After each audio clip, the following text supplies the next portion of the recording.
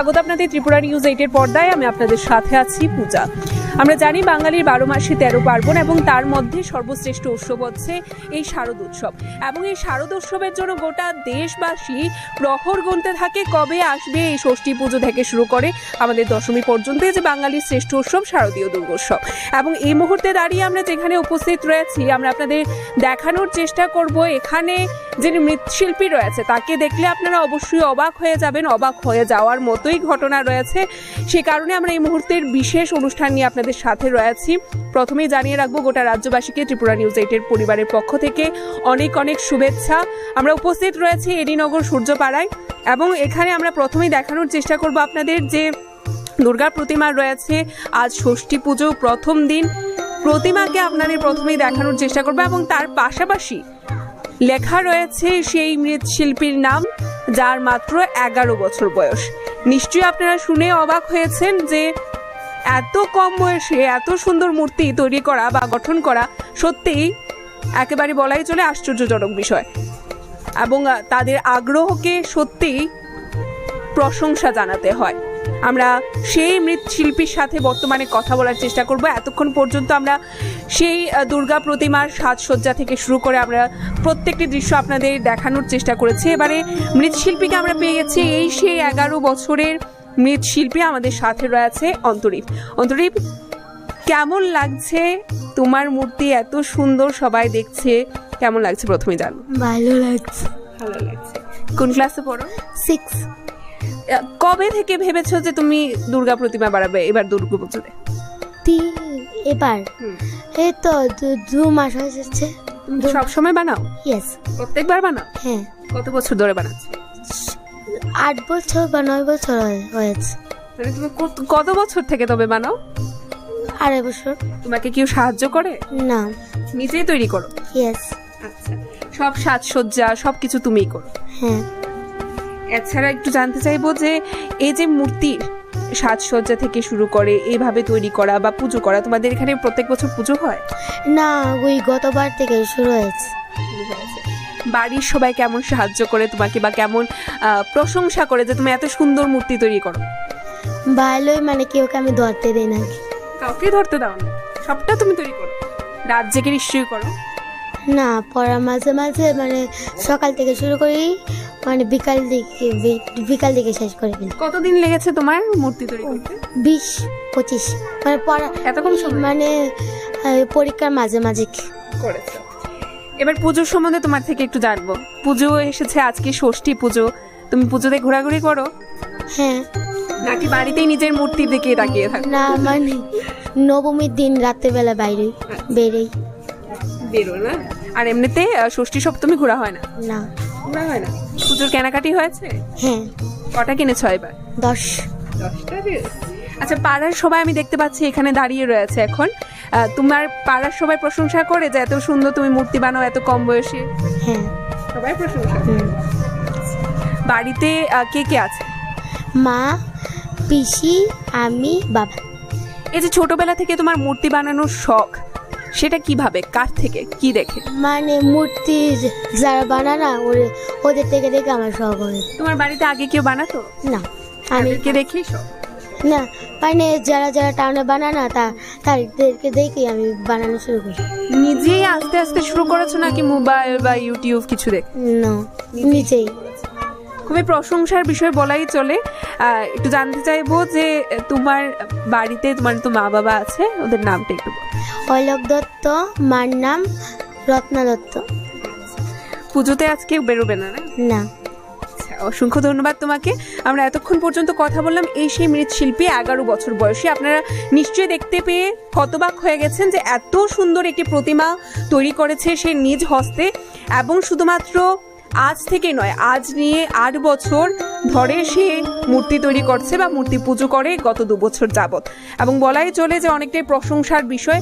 আমরা বলবো রাজ্যের যারা গণ্যমান্য ব্যক্তিত্বরা রয়েছে, এমন যারা প্রতিভাবান ছেলেরা রয়েছে বা শিশুরা রয়েছে আমাদের রাজ্যে, তাদেরকে অবশ্যই সম্বর্ধনা জ্ঞাপন করা প্রয়োজন এবং প্রশংসার বিষয় রয়েছে বললেই চলে। এবং আমরা দেখানোর চেষ্টা করেছি এতক্ষণ পর্যন্ত অন্তরূপের তৈরি করা যে মূর্তি রয়েছে এবং সে পুজোতেও ব্রতী থাকে। সে বলল যে সে নবমীতে পুজোতে শুধু বের হয়, অন্যান্য দিন সে বাড়িতেই থাকে, পুজোকে বাড়ির মূর্তি সেখানে দেখতে থাকে এবং তার পাশাপাশি সে কাউকে মূর্তি তৈরি করার জন্য ধরতেও দেয় না, সম্পূর্ণটাই সে তৈরি করে।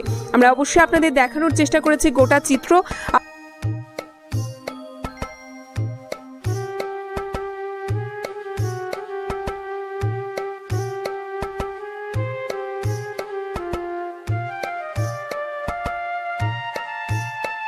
পেয়ে গেছি যে এত প্রতিভাবান ছেলের মা রয়েছে। আমরা জানতে চাইবো একটু আপনার নাম। রত্না দত্ত। এটা আপনার ছেলে এত সুন্দর মূর্তি তৈরি করে, নিজেই তৈরি করে, বললো যে হাতে কাউকে ধরতেও দেয় না। কবে থেকে ওর মধ্যে এই মূর্তি তৈরি করার একটা আগ্রহ? ও 2.5 বছর থেকে ওই মানে প্রতিভা বানায় হে নিজেই গঠন করে কইটা বিসর্জন করে দিত। 2.5 বছর থেকে? হ্যাঁ, 2.5 বছর থেকে মানে গণেশ, লক্ষ্মী, হ্যাঁ লক্ষ্মী ঠাকুর দিয়ে আমরা পূজা টুজা করি। তো এইবার সামনেবারও বানাইছে, এইবার একটু বড় করে সুন্দর করে বানাইছে।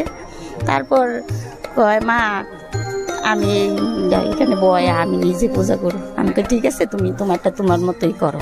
পূজাও কি সে নিজেই করে? নিজেই করে। তো আমি কই না, বাধা দিই না, আচ্ছা করুক না, করতে দাও। মূর্তি যে তৈরি করে মাটি, সেগুলো আপনারা নিয়ে এসে দেয়? মাটি আমরা নিয়ে আসি, ওরে সব কিছু করে।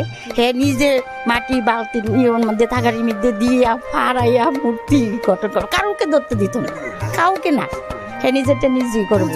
3টে দিন নাকি ও বেরো হয় না, শুধু নবমীর দিন বেরোয়। ও কি বাড়িতেই থাকে মূর্তির সামনে? বাড়িতেই থাকে, ও মিথ্যা কথা বলে না। কেমন আপনারা ঘুরতে বেরোন না?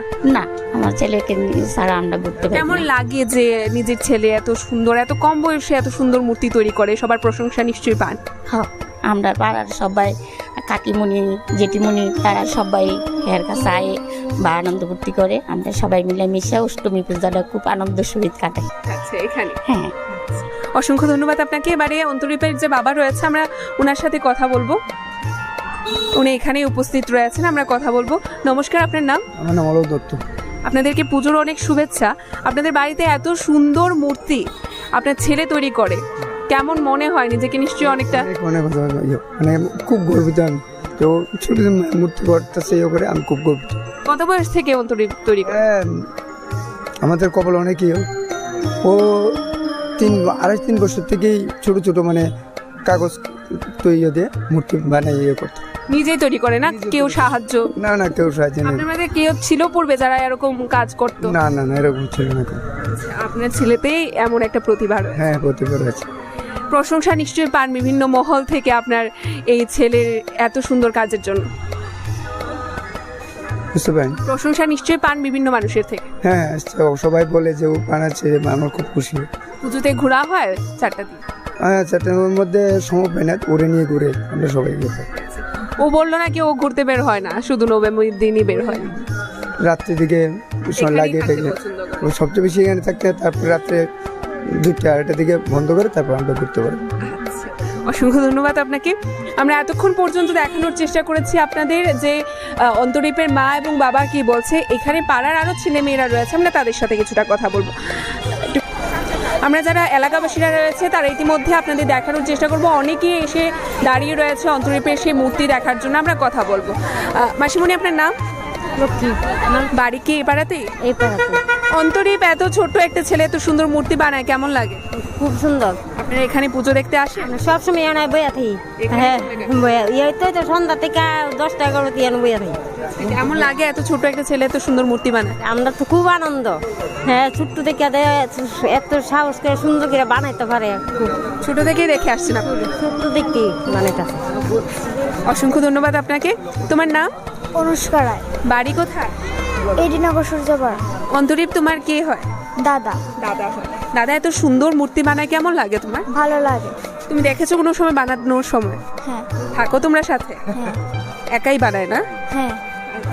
কেমন পুজোর সময় এখানে থাকো অন্তরীপদার মূর্তির এখানে? হ্যাঁ। পুজোর ঘোরাঘুরি হয়েছে? হ্যাঁ। ঘুরতে বেরিয়েছো? না। বেরোনি। কবে বেরোবে? কালকে। কয়টা কেনাকাটা হয়েছে ড্রেস? 3টে। 3টে ড্রেস? কালকে বের হবে? হ্যাঁ। কার সাথে বের হবে? বাবা। বাবা। কালকে কি কি প্ল্যান একটু শুনি তোমার? কোনো প্ল্যান নেই। কোনো প্ল্যান নেই? কিছু খাওয়া দাওয়ার প্ল্যান নেই? না। কিছু বলোনি বাবাকে যে আজকে বেরোলে এগরোল খাওয়াতে হবে? হ্যাঁ বলেছো? ঠিক আছে, অসংখ্য ধন্যবাদ তোমাকে। আমরা দেখানোর চেষ্টা করেছি ছোট ছোট বাচ্চা থেকে শুরু করে এলাকাবাসীরা কিন্তু ছোট থেকেই দেখে আসছে অন্তরীপ এত সুন্দর মূর্তি তৈরি করে থাকে, গঠন করে থাকে এবং পুজো করে থাকে। এটি বিশেষ প্রতিভাশীল বাচ্চা বা একটি ছেলের আমরা দেখানোর চেষ্টা করেছি প্রতিভার যে দর্শন রয়েছে রাজ্যের বুকে প্রত্যেকের কাছে পৌঁছে দেওয়া দরকার। এত ছোট বা এত কম বয়সে সে এত সুন্দর প্রতিমা তৈরি করছে এবং সে এখানেই থাকে এবং 2 বছর যাবৎ সে নিজেই পুজো করছে এবং তার দৃশ্য আমরা মনে করেছি আপনাদের সামনে তুলে ধরা দরকার। সে কারণে আমাদের এই বিশেষ অনুষ্ঠান। এখনকার মতো আমাদের এই বিশেষ অনুষ্ঠান আমরা এখানেই শেষ করছি। পরবর্তী বিভিন্ন আপডেটস দেখতে অবশ্যই চোখ রাখবেন ত্রিপুরা নিউজ 8-এর পর্দায়। নমস্কার।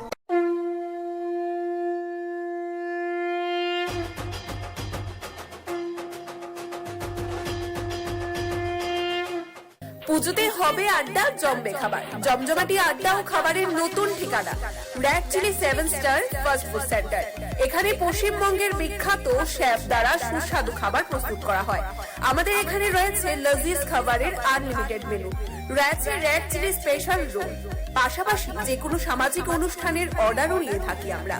এই প্রথম রানীর বাজারে লাইভ কিচেনের কনসেপ্ট সহ দর্শকদের মন কাড়া খাবার নিয়ে আমরা তো রেডি।